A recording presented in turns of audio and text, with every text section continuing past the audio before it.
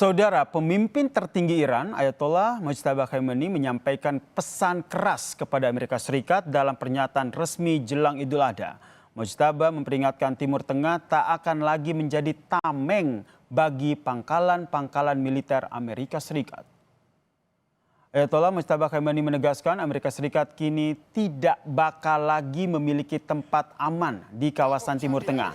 Ia pun mengajak negara-negara Arab bersatu, bersahabat, dan saling bekerja sama untuk menyelesaikan permasalahan dunia Islam. Ia menyebut saat ini Amerika Serikat semakin kehilangan pengaruhnya di dunia.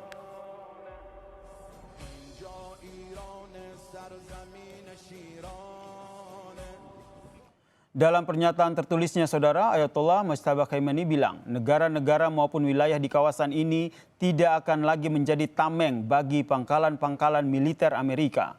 Amerika Serikat sudah tidak lagi memiliki titik aman di kawasan ini untuk melakukan agresi maupun membangun pangkalan militer.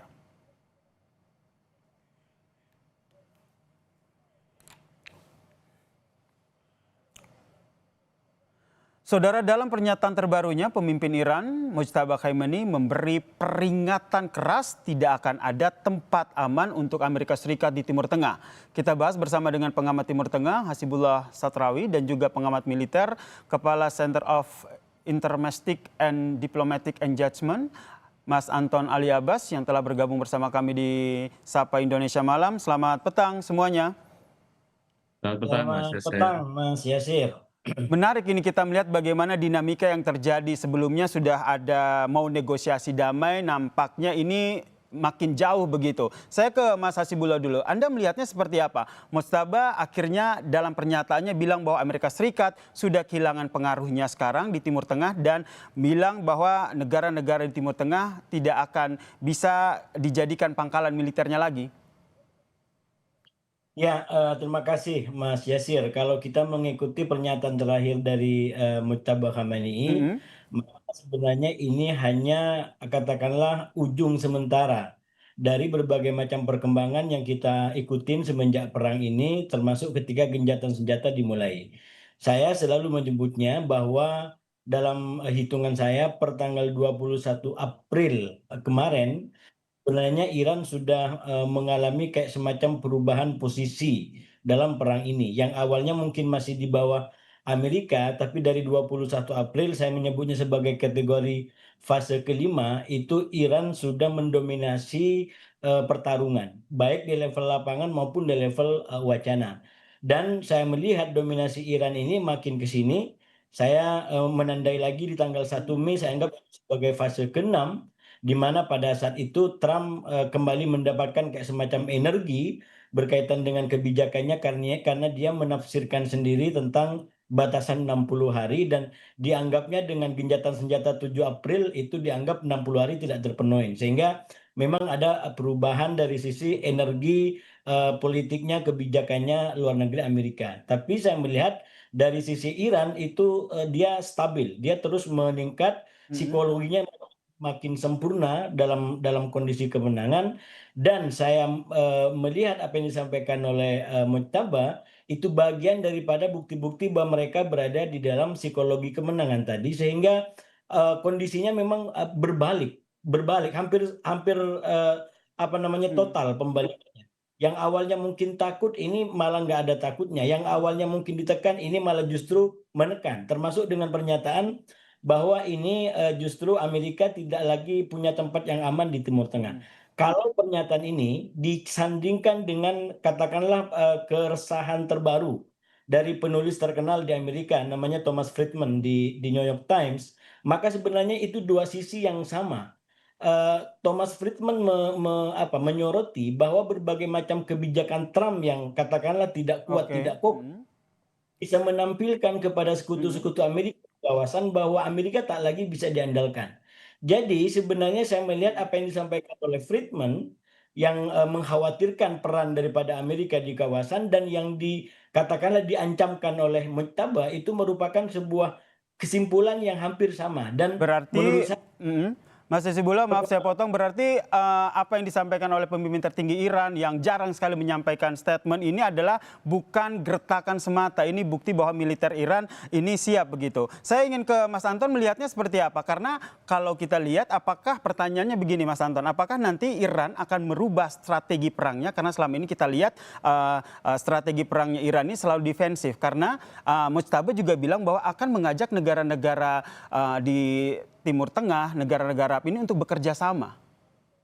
Ya, pertama harus diletakkan apa yang disampaikan Mujtaba itu adalah dalam ruang negosiasi. Itu satu. Jadi dikatakan ini adalah bentuk tuntutan yang harus ditaruh di atas meja. Itu satu. Kenapa kemudian Iran harus mengangkat isu ini? Pertama jelas bahwa satu, pangkalan militer Amerika Serikat itu cukup besar di kawasan, menampung lebih dari 40.000 dengan kekuatan angkatan udara yang cukup masif di sana. Jadi ketika kita bicara tentang ancaman, gitu, Iran tuh melihat bahwa akar ancaman dari kepada mereka dari Amerika Serikat ya adalah kehadiran pasukan Amerika Serikat di kawasan, gitu. Jadi mereka melihat bahwa ini adalah seakan-akan pangkalan-pangkalan militer yang ada di kawasan itu mengepung Iran. Itu yang kedua. Yang ketiga adalah kita bisa lihat bagaimana kemudian pada perang episode pertama gitu ya, ketika mereka Iran melakukan serangan pada Kuwait, Qatar, Emirat Arab, Bahrain dan lain-lain, itu kan menyerang pada pangkalan-pangkalan militer Amerika Serikat. Jadi dengan kata lain, serangan yang dilakukan ke negara-negara tetangga itu adalah serangan yang terkoordinasi. Terkoordinasi itu apa? Terkoordinasi untuk menyerang pangkalan regional Amerika Serikat. Gitu. Kenapa? Karena mereka melihat ini adalah sumber ancaman. Itu yang kedua. Yang ketiga harus dilihat bahwa ketika Iran gitu Mujtaba mengeluarkan ini, itu bukan pada posisi mereka lagi lemah, gitu ya. Jadi justru mereka tahu bahwa kemampuan mereka untuk menghancurkan sebagian besar dari pangkalan itu terbukti. Jadi posisi mereka justru itu mereka lagi sedang ada di atas angin. Kenapa? Saya terbukti bisa menghancurkan kehadiran mereka. Karena itulah kemudian kenapa Mujtaba ingin mengangkat itu ke meja perundingan, karena ingin mengubah keseimbangan kekuatan di kawasan gitu ya. Yang tadinya memang dinaungi oleh Amerika Serikat, dan ini kemudian mau diimbangi oleh Iran. Makanya Iran kemudian berani menantang. Kenapa? Posisi mereka lagi tidak lemah. Mereka sudah membuktikan bahwa pangkalan Amerika Serikat bisa kami hancurkan. Kami yang dianggap kecil, kami bisa menghancurkan sebagian besar. Dan yang mahal-mahal itu bisa kami hancurkan. Gitu. Dengan begitu Mas Anton, dengan pernyataan yang Anda sampaikan bahwa ternyata nih militer Iran ini sedang di atas angin dalam tanda kutip, itu berarti bisa menjadi sebuah bargaining power untuk mengajak negara-negara kawasan dan juga negara-negara yang selama ini bisa dikatakan bersekutu dengan Amerika Serikat untuk bekerja sama dengan Iran. Nah, walaupun gitu. Jadi walaupun itu tuntutan itu, tapi kemudian karena itu adalah taruh di negosiasi, saya tidak melihatnya bahwa itu kemudian realistis untuk dilakukan. Kenapa? Karena satu, negara-negara Teluk yang bersekutu dengan Amerika Serikat, mereka menganggap bahwa kehadiran Amerika Serikat di kawasan itu bukanlah beban. Itu satu. Kedua, mereka kemudian membuktikan bahwa apa yang dilakukan oleh Iran itu bukan kemudian merusak hubungan, justru mempererat.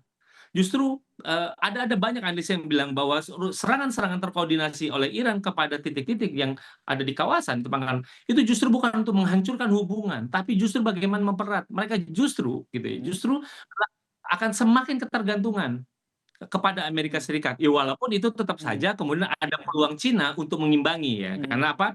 Karena Cina kan berteman dengan berteman dengan Iran dalam hal ini. Jadi senjata-senjata Iran banyak dibantu secara teknologi oleh Cina misalnya. Walaupun tapi hubungan itu kemudian ada banyak analis, bahkan kemudian misalnya dari Arab Saudi tidak melihat bahwa ini adalah beban. Justru kehadiran Washington jadi penting untuk apa? Untuk menjaga stabilitas keamanan regional. Itu yang dilakukan oleh Arab Saudi jadi pertimbangannya. Jadi kalau misalnya apakah itu realistis untuk bisa dilakukan, ini yang berat gitu loh. Kenapa? Karena negara Teluk itu berpikir ulang untuk kemudian mereka mencoret Amerika Serikat, kehadiran Amerika Serikat di tempatnya. Justru mereka akan berpikir bagaimana kemudian kerjasama pertahanan ini akan semakin kuat gitu. Itu ada banyak analisis yang kemudian mendukung ke arah sana, cenderungnya bukan malah kemudian ini tetap saja membuka peluang bahwa Cina bisa masuk ke situ untuk memperkuat misalnya kerjasama pertahanan gitu dengan negara-negara Teluk. Gitu. Jadi tidak serta-merta langsung diterima mentah-mentah oleh negara-negara kawasan termasuk negara Teluk ya. Tapi dari Mas Hezibullah sendiri memaknainya seperti apa? Gertakan dari apa yang disampaikan oleh Mujtaba Khamenei ini ingin menunjukkan bahwa memang kekuatan militer Iran ini tidak bisa dianggap sepele dan sedang di atas angin dibandingkan dengan Amerika Serikat. Apa yang ingin dia tunjukkan? Ya, saya rasa itu bukan hanya sekedar gertakan. Kalau kita baca dari pernyataan perkembangan-perkembangan lapangan, Mhm. itu wah, kampanye yang bagi saya adalah realistis. Cuman persoalannya kalau berkaitan dengan katakanlah perubahan masa depan kerjasama kawasan keamanan, itu kan yang menentukan bukan hanya Iran, tapi juga negara-negara Arab Teluk. Bahkan saya menyebutnya negara Arab Teluk ini sebagai punggung utama daripada, kerjasama keamanan ke depan. Saya ingin mengatakan kalau Arab Teluk hari ini mau mengubah cara kerja keamanannya dari katakanlah dari Amerika kemudian ke Iran, menurut saya itu juga tidak akan ada yang, menghalangi. Karena yang punya kuasa adalah Arab Teluk. Tentu masing-masing punya konsekuensi. Dia berhadapan sama Amerika dengan Israel mungkin juga akan menjadi perang. Sama dengan sekarang dia berhadapan dengan Iran juga sama dengan menjadi perang. Nah, itu yang saya bilang dari awal, perang ini sebenarnya memang hanya menguntungkan Israel dari awal dan merugikan Teluk sebagai pihak yang paling tidak beruntung dalam perang Mhm. ini. Nah, kalau kita lihat dari kacamata Iran, saya masuk kepada analisanya Mas Anton tadi, saya selalu sampaikan dari awal bahwa dengan menggunakan Selat Hormuz dan menyerang Arab-Arab Teluk, sebenarnya bagi Iran itu adalah dimensi kontraproduktif. Sama dengan Amerika dan Israel ketika dia menyerang, katakanlah Ayatullah Ali Khamenei. Itu adalah dimensi kontraproduktif dilihat dari tujuannya. Cuman memang persoalannya dimensi atau kadar kontraproduksi produktifnya yang dialami Iran jauh lebih kecil, lebih ringan daripada yang dihadapi oleh Amerika. Sehingga kalau Amerika dengan membunuh tokoh-tokoh utama dijauhkan dari tujuan utama perang ini, tapi Iran walaupun dia menang banyak dengan menggunakan, saya dari awal menyebut ini dua sayap yang digunakan oleh Iran dalam bentuk bola lambung. Dan Mhm. itu terbukti sekarang. Bola lambung itu yang mencekik Trump, yang mencekik Amerika, yang mencekik ekonomi global. Dan itulah akhirnya yang membuat Amerika dan Israel mau tidak mau sekarang harus menghitung ulang, bahkan mendapatkan kritik dari sana-sini. Kenapa saya sebutkan sebagai kontraproduktif? Sebenarnya dengan Iran menyerang Arab-Arab Teluk itu sama dengan dia menyerang pasar baru. Kenapa saya sebut sebagai pasar baru? Masyarakat Timur Tengah itu dari dulu memimpikan adanya negara yang mampu mengimbangi Israel. Tidak pernah ada Mhm. negara manapun yang apa namanya rudalnya bisa sampai di Israel. Kalau kita masih ingat serangan-serangan Iran, misalkan ada video yang menampilkan ketika rudal Israel menyeberangi negara-negara Arab, rudal Iran menyeberangi negara-negara Arab menuju Israel, itu banyak pemandangan masyarakat Arab Baik. menyambutnya dengan tarian. Mhm. Artinya apa? Mereka berpesta, mereka bersyukur, mereka senang. Itu yang saya bilang, fenomena masyarakat Arab secara umum sebenarnya dari leher ke bawah itu anti Israel. Tapi Tapi dari mhm, leher ke atas justru banyak yang menoleh dan kerjasama dengan Israel. Saya sehingga melihat negara Arab Teluk ingin kelihatan tegak lurus, sebenarnya lebih mudah bagi mereka daripada kerjasama dengan Amerika dan Israel. Jauh lebih kuat, jauh lebih kokoh kalau mereka bekerjasama dengan Iran. Karena mereka sudah dapat basis dukungan yang kuat di tingkat grassroots masyarakat. Cuman sekali lagi, apakah kita bicara di Timur Tengah? Nah, ini persoalannya demokrasi. mhm. Apakah di Ini yang Timur tentu Tengah saja masih jadi pertimbangan dari negara-negara Timur Tengah dan kawasannya. Banyak sekali poin-poin yang dipertimbangkan terkait dengan apa yang disampaikan oleh Mujtaba ini. Karena kalau kita lihat Mujtaba sendiri bilang bahwa negara-negara di kawasan tidak akan lagi menjadi tameng bagi pangkalan Amerika Serikat. Apakah ini juga bisa dibaca bahwa Iran siap perang terbuka dengan langsung menyerang pangkalan-pangkalan Amerika Serikat yang berada di Timur Tengah? Jangan dijawab dulu, Mas Hasibullah. Kita akan lanjutkan perbincangan kami. Tetaplah bersama kami di Sapa Indonesia Malam.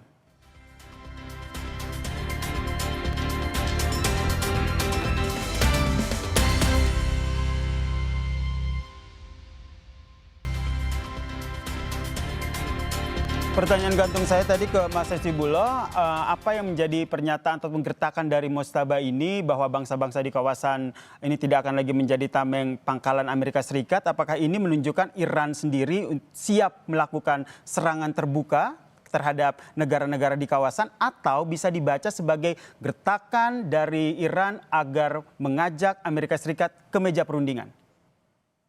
Ya, saya rasa bukan hanya siap kalau dari sisi Iran, itu sudah membuktikan. Perang 40 hari itu sudah membuktikan bagaimana Iran mampu melawan Amerika, mampu melawan Israel, bahkan mampu membuat kehadiran Amerika di negara-negara Arab Teluk itu tidak berguna sesuai dengan yang diinginkan. Mhm. Karena pangkalan-pangkalan militer itu diharapkan untuk melindungi mereka. Satu dari musuh luar, dan yang kedua adalah dari musuh dalam, dari katakanlah pemberontakan rakyat. Ini yang sudah terbukti, yang sudah terbukti adalah dari serangan luar. Terbukti Iran mampu menyasar tempat-tempat terdalam yang disebut sebagai pelindung bagi negara-negara Arab Teluk itu. Karena itu ketika Mujtaba mengatakan pernyataan yang keras itu, bagi saya itu adalah proposal. Proposal artinya tinggal bagaimana negara Arab Teluk bersikap. Kalau mereka mau maka bisa dicapai kesepakatan itu dan akan terjadi perubahan signifikan di Timur Tengah. Sekali lagi tentu dengan konsekuensi-konsekuensi yang tidak ringan. Nah, oleh karena itu kalau bagi saya ke depan memang ini ada di Arab Teluk bagaimana mereka akan bersikap. Oke. Cuman lihat sampai sekarang sepertinya Arab Teluk juga masih akan mempertahankan status quo mereka. Jadi Amerika dengan Israel masih tetap akan menjadi mitra wallahu alam ke depan. Tapi dalam waktu dekat ini saya melihat belum akan ada perubahan yang terlihat, Mas Menarik nih apa yang Yasin. disampaikan oleh Mas Hasibulo ini bisa jadi sebuah cara agar negara-negara Teluk ini membuat sebuah kesepakatan begitu. Jika ke Mas Anton Ali Abbas membacanya, apakah kesepakatan yang nanti dimunculkan oleh negara-negara kawasan ini bisa mempengaruhi Amerika Serikat untuk ikut lagi untuk negosiasi bersama dengan Iran?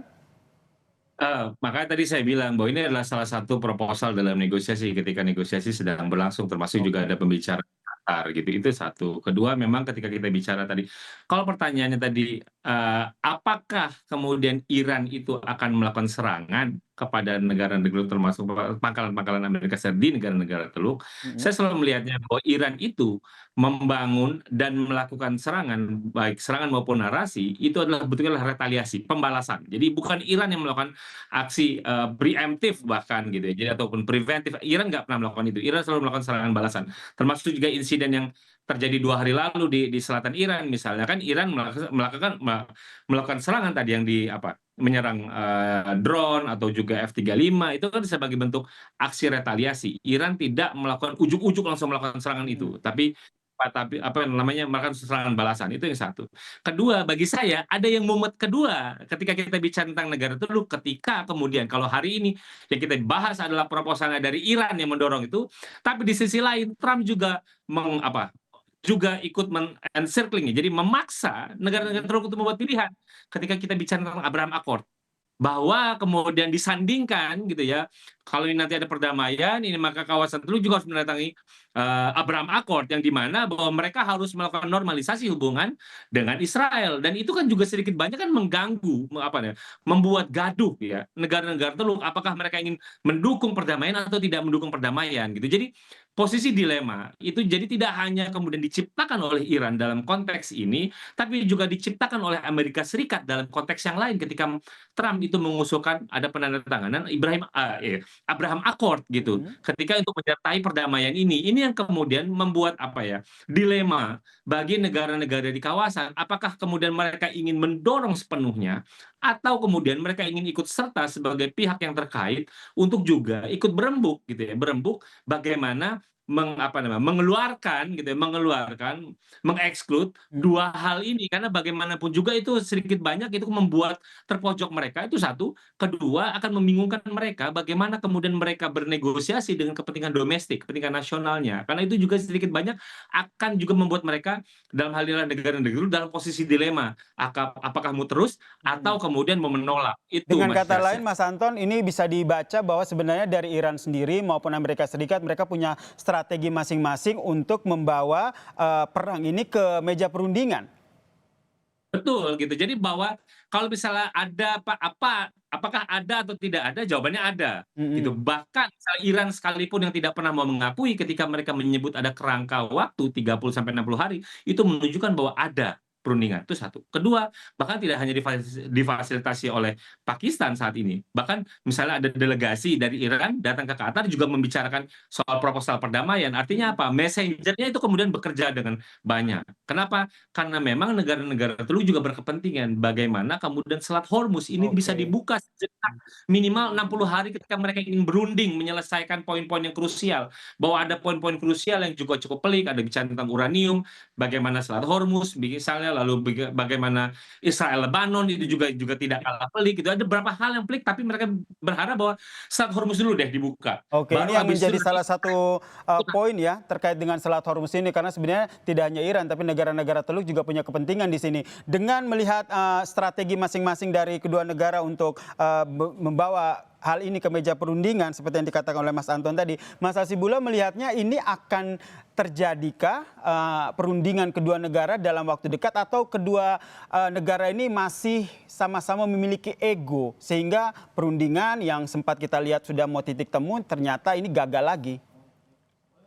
Ya, kalau saya ikutin dalam perkembangan terbaru, katakan hari ini 50 hari pasca gencatan senjata, saya masih berpegangan pada perkiraan 60% berbanding 40%. Oke. 60% ini optimis kita bisa lanjut perundingan dan bisa dicapai kesepahaman awal yang sekarang lagi dikelola dan kembali ke Teluk. Karena sekali lagi memang Teluk adalah sentral menurut saya, epicentrum daripada berbagai macam kepentingan ini, dan kita berharap ke depan kalau ini akan lebih deal, bukan hanya Qatar, tapi akan ada beberapa negara Arab lain yang akan membuat upaya daripada kesepakatan ini bisa tercapai. Katakan ada Turki, katakan ada Oman gitu ya, yang sekali lagi selama ini punya kontribusi kuat, peran yang sangat kuat dalam upaya untuk mediasi perdamaian. Begitu, Mas. Ini yang masih menjadi harapan kita bersama ya, di antara ego masing-masing negara ini, berharap agar mereka memiliki cara masing-masing untuk duduk di meja perundingan. Terima kasih Mas Hasibullah Satrawi dan juga Mas Anton Ali Abbas telah berbagi perspektifnya di Sapa Indonesia Malam. Salam sehat semuanya. Terima kasih, Mas. Dan saudara, usai jeda, Sapa Indonesia Malam masih akan kembali dengan sejumlah informasi lain, di antaranya. Di tengah proses negosiasi damai, Amerika Serikat melancarkan serangan ke Iran. Lalu bagaimana dampak serangan Amerika Serikat ini ke proses perundingan Amerika-Iran? Pembahasannya usai jeda di Sapa Indonesia Malam.